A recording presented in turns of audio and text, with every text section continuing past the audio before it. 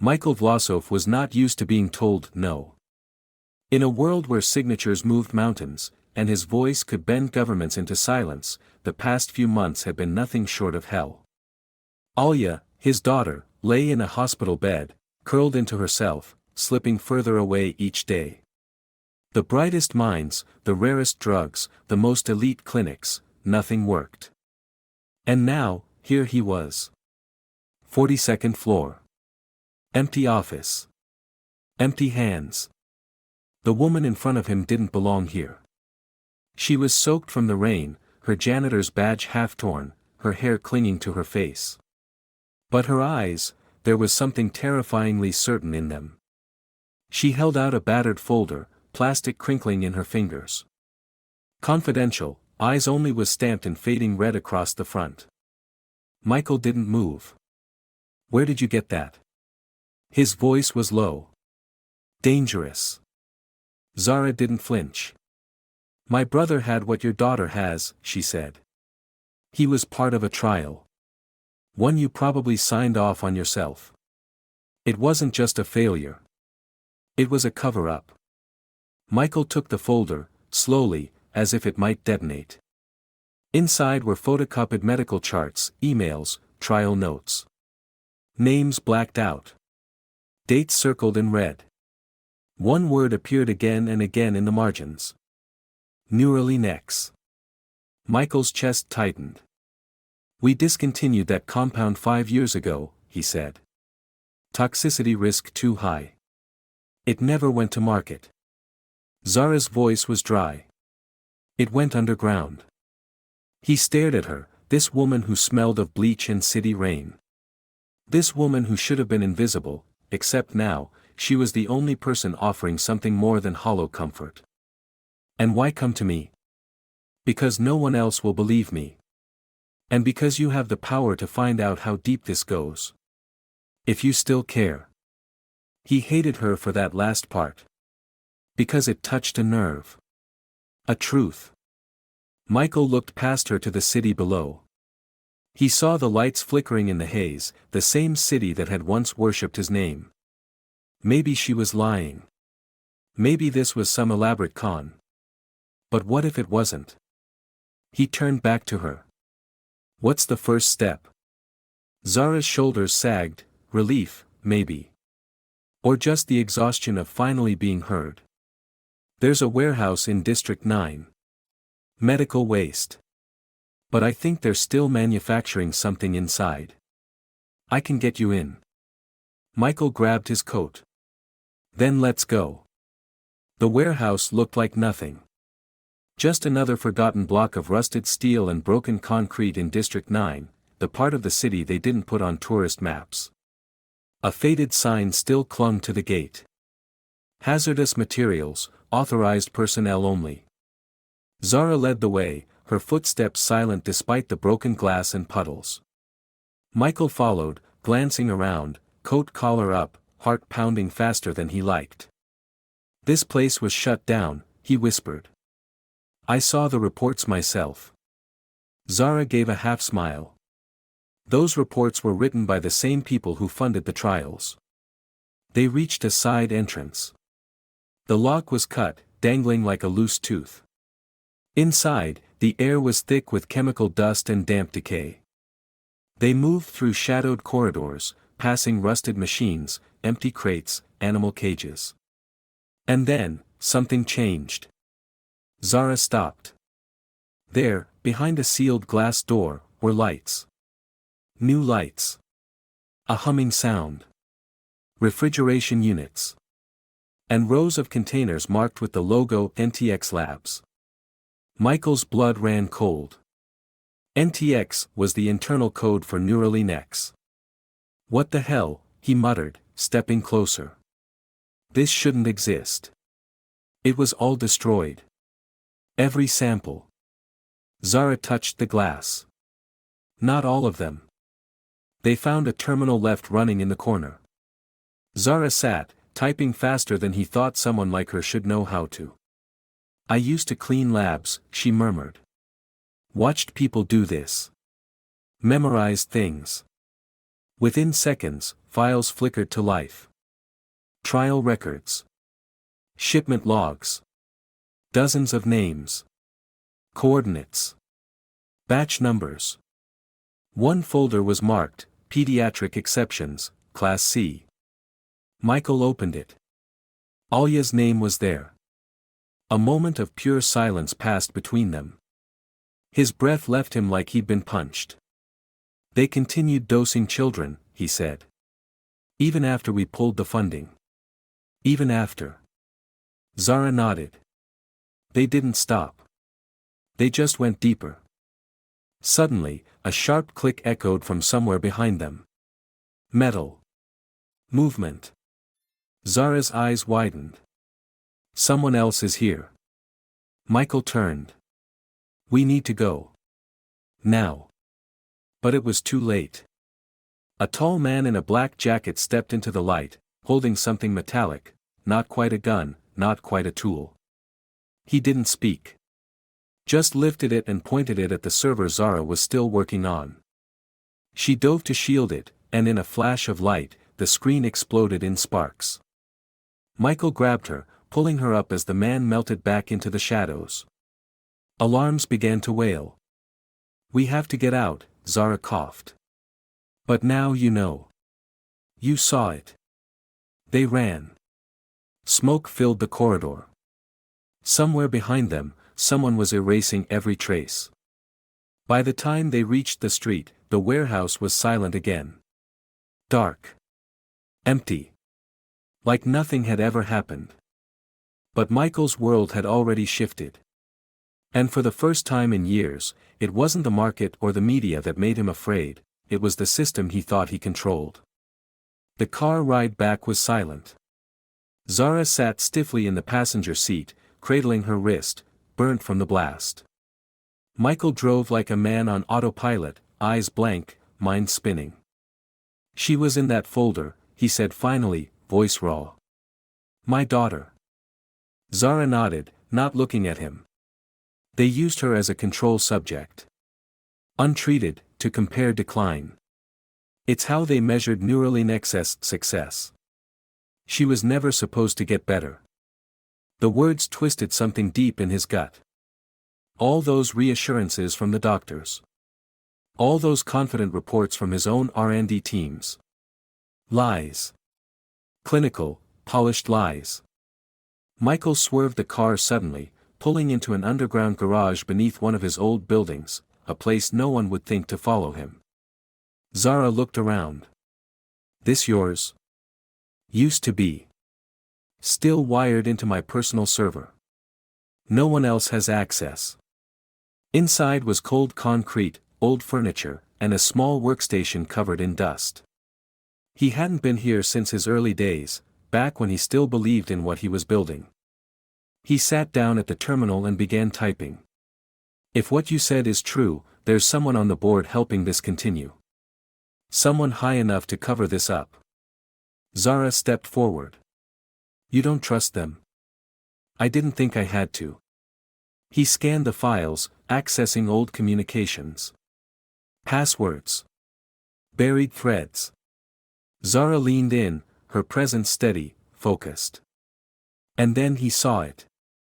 An internal memo from 5 years ago. Short, clinical, but unmistakable. To D. Kravtsov. Subject, Phase 3 continuation approved, off-the-record logistics confirmed. Keep funding channels discreet.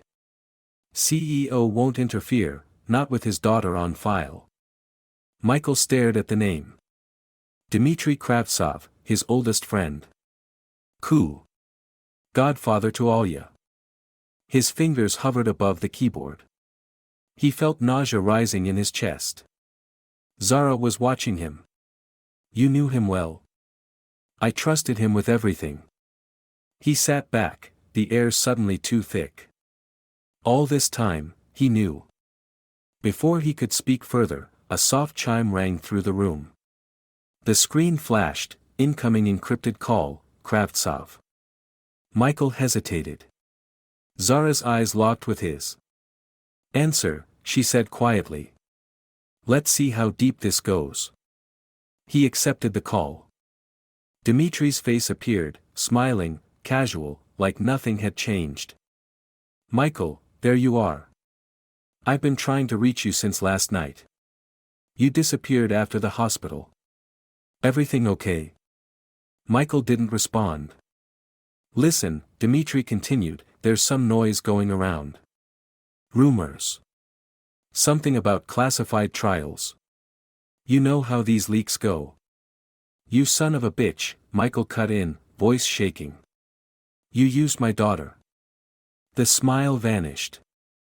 "I think we should talk in person," Dimitri said evenly.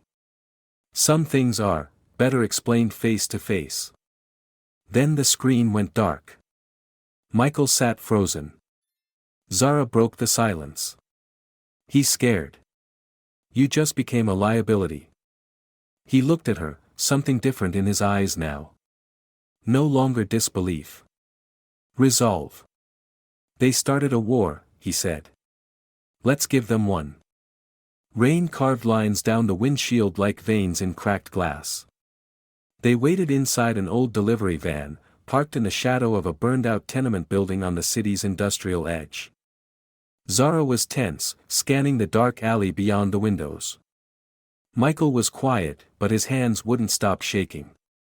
"Are you sure about this guy?" he asked. Zara didn't answer right away. "He was one of the techs on Millionaire'S. He left the company before the trials were buried. Went dark. I only found him because of a forum post, encrypted, buried 6 layers deep. It referenced batch numbers I remembered from my brother's records." She glanced at Michael. "He knows things we don't." Footsteps echoed. A thin man in a hood approached. Unshaven. Gaunt. Eyes darting like a cornered animal. He climbed into the back without a word, closing the door behind him. "I'm not here," he muttered. "You never saw me. Understand?" Michael studied him. "Name?" "Call me Leon." He pulled out a battered hard drive, placing it between them like a grenade. "This," Leon said, "is a dump from the core lab servers. I smuggled it out the night they shut it down. You'll find patient records, real trial outcomes, and an algorithm." Michael blinked. "What algorithm?" Leon looked at Zara. "The one that selects who lives, and who doesn't." Zara leaned forward. "They created a formula," Leon continued, "to predict economic value of a life. Income, education, social standing, genetics. They used it to decide which children were worth saving." Michael felt the world tilt. "They called it the curve. Kept it off books. The trial wasn't about saving kids. It was about optimizing outcomes for profitable humans." Zara's voice was cold. "So my brother died because he didn't score high enough." Leon nodded. Michael felt physically ill. "All this, and they just buried it?" Leon hesitated. "They didn't bury it. They sold it. A private biotech firm is using the curve to pitch targeted survival protocols to elite clients. Ultra-rich only. Selective treatments. Genetic privilege wrapped in medical disguise." Michael whispered, "And my company's logo is on the patents." Leon looked at him, pained. "You were the face. Not the hands." Suddenly, something snapped outside. A soft pop, almost unnoticeable. Zara looked up. Leon went dead quiet. Another pop. Michael recognized the sound a second too late. Silenced weapons. Zara threw herself across the van, dragging Michael down. The rear window shattered. Leon screamed, a flash of red as a bullet tore through the metal wall and into his side. Zara kicked the door open and yanked Leon out. "We need to run." Sirens in the distance. Tires screeching. They barely made it to the next alley before the van erupted into flames behind them, engulfed in fire like a warning. Zara pulled Leon behind a dumpster, pressing on his wound. Michael knelt, blood on his hands. Leon grabbed Michael's collar, whispering with his last breath. Expose them. Use it all. Then he went limp. Michael stared at the hard drive in Zara's hands, the key to everything. And for the first time in his life, he knew. This wasn't just about Alya. This was about every life the system deemed not worth it. They didn't sleep. By dawn, they had relocated to a cheap hostel on the outskirts of the city, mold on the walls, flickering lights, the kind of place nobody asked for ID. Michael sat at a plastic table, staring at the encrypted files on the hard drive. Zara watched from across the room, wrapping Leon's bloodied scarf tighter around her wrist. "What are you seeing?" she asked. Michael didn't answer right away. Emails between execs, doctors, politicians. Payment trails to offshore accounts. Board-level approvals. There are names in here that can't go public. Zara stood slowly. Then we make them public. Michael exhaled. You don't get it. These people own the media. The courts. They'll kill the story before it sees the light. Zara stepped closer. And if we do nothing, they'll just keep choosing who gets to live. Who gets to die. Like my brother. Like Alya. He met her eyes. For once, it wasn't her trying to convince him, it was his own conscience screaming through her voice. I know someone, he said at last. An old contact. Investigative journalist. She owes me. Or, she used to. They met Katya Sokolov in a silent cafe across town. She looked tired, fierce, and immediately suspicious. Why now, Vlasov? She asked, sipping coffee. You've been silent for years while people like me were hunted down. He didn't flinch. Just pushed a flash drive across the table. This is the reason. Katya plugged it in. Her face changed as the documents loaded. I could lose everything publishing this, she said softly. They'll sue. Threaten my family. I'll be blacklisted. Michael leaned forward. Then do it anonymously. Leak it. Get it out any way you can. Just, don't let them bury it again. Katya stared at him. You know they'll come after you, right? He nodded. Zara spoke for the first time. They already are. That night, it began. Michael's bank accounts were frozen. His security clearance revoked. News feeds filled with headlines. Disgraced CEO linked to fraud, theft, espionage. Insider sabotage investigation launched into neurotech scandal. A warrant followed. His photo plastered on screens like a criminal. But it wasn't just him. Zara's shelter was raided. Her name put on watch lists. Online smear campaigns bloomed overnight, painting her as unstable, dangerous, delusional. We poked the beast, she whispered, eyes wide. And now it's biting back. Michael stood in front of a cracked mirror in the bathroom, his reflection barely recognizable. This was no longer about reputation. It was survival. And still, they waited. Hoping Katya would publish. 2 days passed. Nothing. Then, a message. Scrambled number. No name. They got to her. She's gone dark. No one else will touch this. Zara slammed her fist on the table. They're winning. Michael stared at the wall. Then stood. No. Not yet. They drove in silence to a safe house Michael used in the early days of neurotech, a hidden server room built under a research campus. There, surrounded by humming machines, he looked at Zara. If we can't go through the system, he said, we go around it. Zara raised an eyebrow. He smiled bitterly. Let's go viral. The server room pulsed with quiet urgency. Zara sat cross-legged on the cold floor, typing commands into a terminal she barely understood. Michael was beside her, his jacket crumpled in a corner, tie long gone. They looked like fugitives. They were. On the screen, a countdown. Upload in progress. The files had been split, encrypted, and scheduled to leak across dozens of platforms simultaneously. Not one source, but many. Not one voice, but a wave. Zara looked at Michael. Once this goes live, it never comes back. He didn't blink. Good. Click. The progress bar hit 100%. And in less than an hour, the world began to crack. It started with a medical forum. Then a tech leak site. Then a social media thread tagged, #The curve is real. At first, it was dismissed as conspiracy. But then names were confirmed. Dates matched. Whistleblowers began chiming in, anonymously, carefully, validating the algorithm, the trials, the deaths. A single line from the files went viral.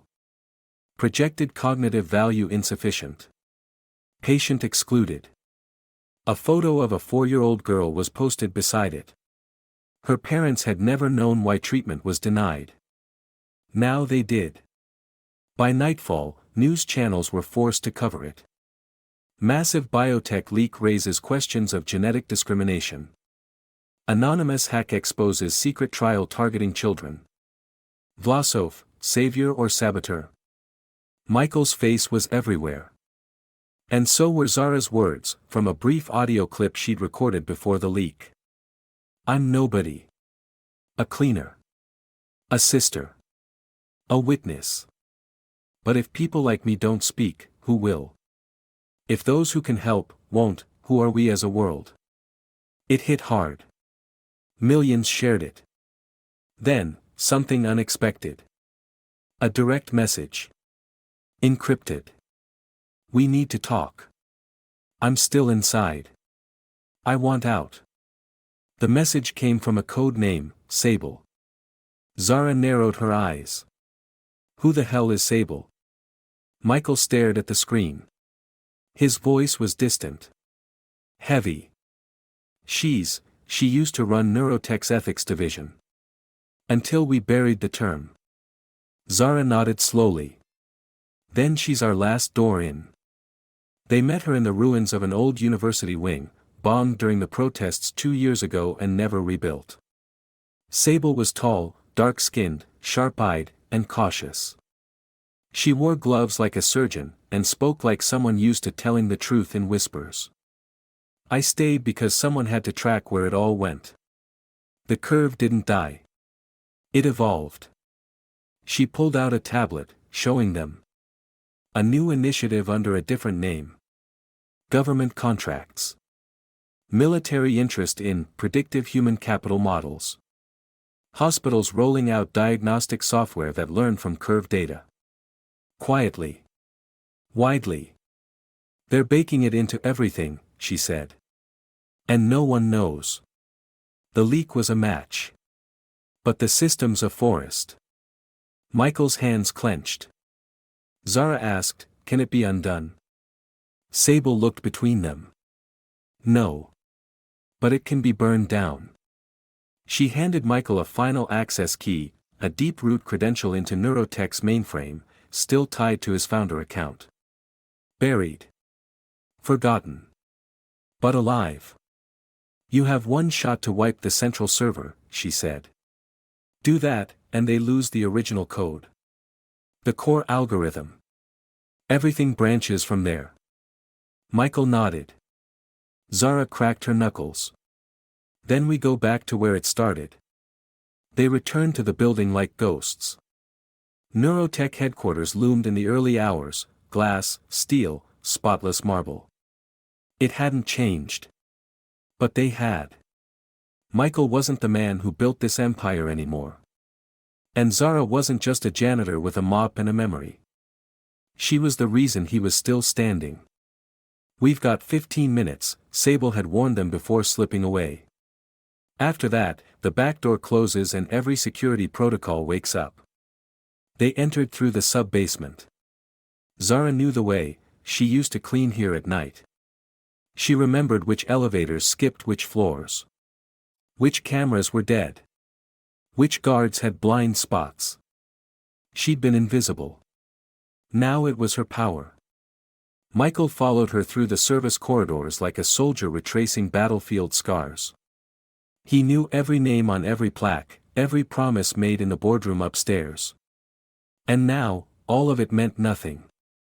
They reached the core data center. The server room where the original curve algorithm had been trained, stored, replicated, and monetized into a silent monster. Zara stood watch at the door while Michael approached the access terminal. He inserted Sable's credential key.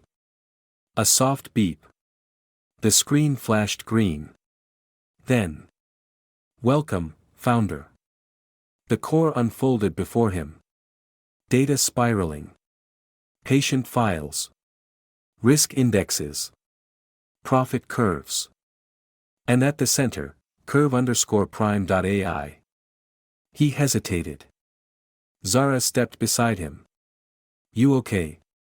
He stared at the screen. This was everything I built. And it's poison. He selected the root directory. Cursor blinking. Delete all data. Y/N.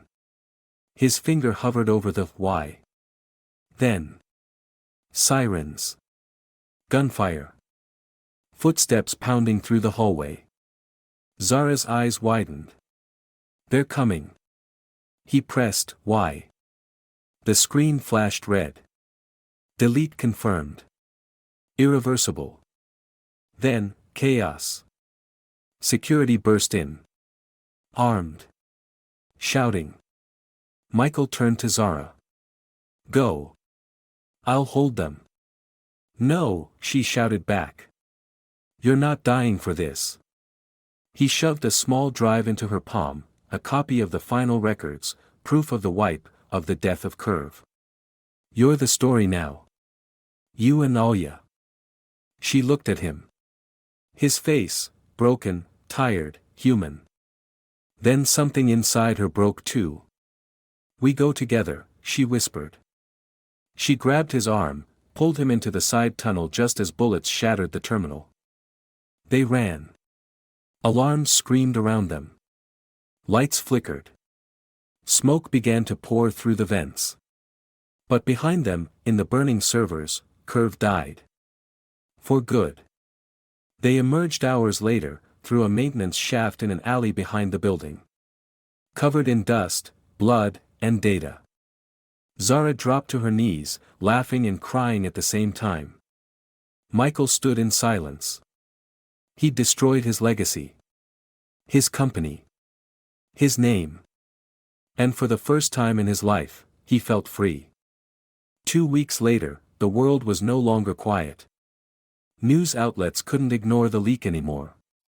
The system crash at Neurotech had caused chaos across the industry. Medical journals were digging through the data, confirming one horrifying truth after another. The curve was real. And now, it was dead. Zara watched the reports on a small cafe screen, sitting by the window with a scarf wrapped tight around her neck. Michael sat opposite her, a cane by his leg, fresh stitches above his brow. They both looked exhausted. But alive. Alia was stable.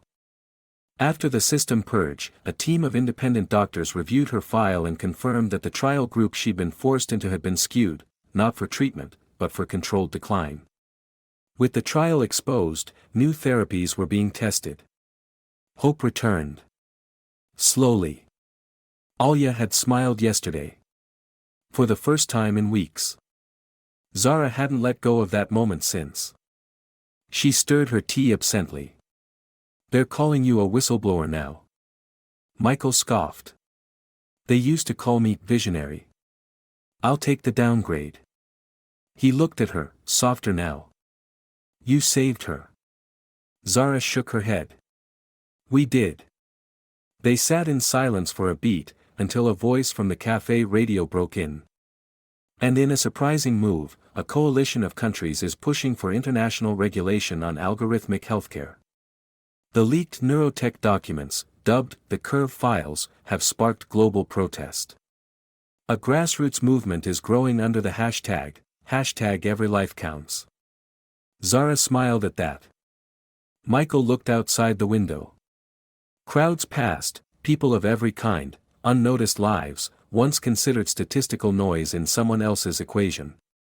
Not anymore.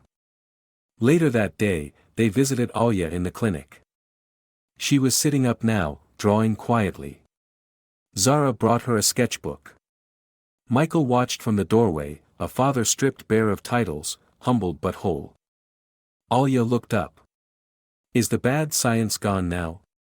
Michael knelt beside her, voice quiet. It is. And it won't come back. Because too many people are watching now.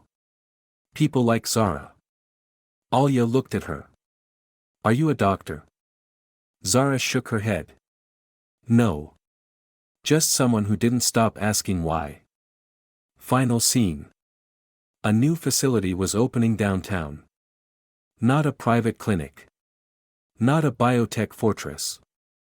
A public research center, free and transparent, named in memory of the children lost in the trials. Its mission, ethics, equity, and open data. The sign on the wall read. The New Equation Initiative. Underneath, every life matters. Every voice counts. Michael gave the opening speech. No podium. No suit. Just a story, told simply. We were wrong. We built a system that measured people by their potential to produce, not to live. It took a cleaner with a memory, a brother who didn't make it, and a little girl who still had a chance to remind me. Sometimes, the right thing isn't profitable. But it's right. Zara stood in the crowd, holding a photo of her brother. People clapped. But it wasn't the applause that mattered. It was the look in their eyes. Like maybe, just maybe, the world had tilted, ever so slightly, toward justice.